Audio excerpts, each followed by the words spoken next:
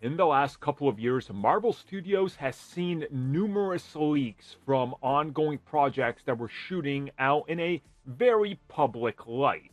And Marvel Studios head Kevin Feige addresses why they've decided to go back to shooting on location, not just on green screens, and how these spoilers aren't really a problem.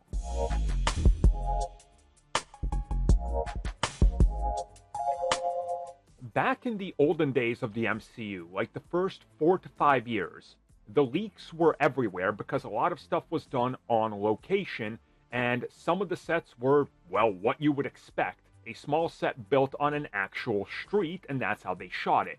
Then as the MCU started to, blow apart its budgets to like 3 times what they were, they decided, hey, we can just do everything with CG. We're going to build massive sets. We don't need to actually shoot on a street when we can just build a whole town.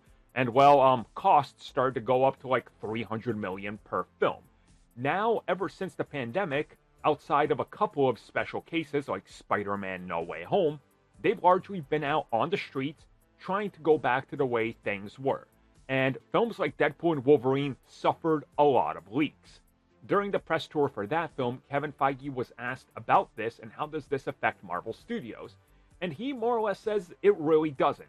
Yeah, it's unfortunate things get out there, but that's always the nature of the beast when you're shooting things out in public, on sets, on streets, in locations where paparazzis can get the scoop. And he said that that's not really a problem because there's still tons of other stuff that people don't see.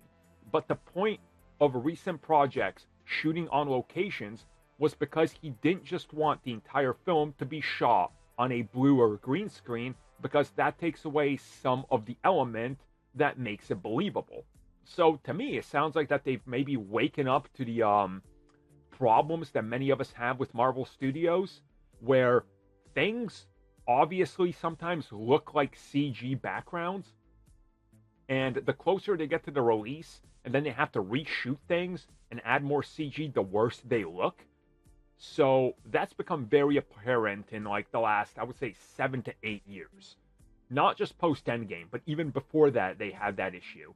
And it's definitely sounding like that they're going to be okay with some spoilers getting out as long as you're doing things a little bit more practically now. And that they understand you can't just hide that, and it's going to cost you an extra $100 million to do everything on a closed set where you're trying to control the message. So might as well let some spoilers get out there, because even if they do, it never affected the old stuff.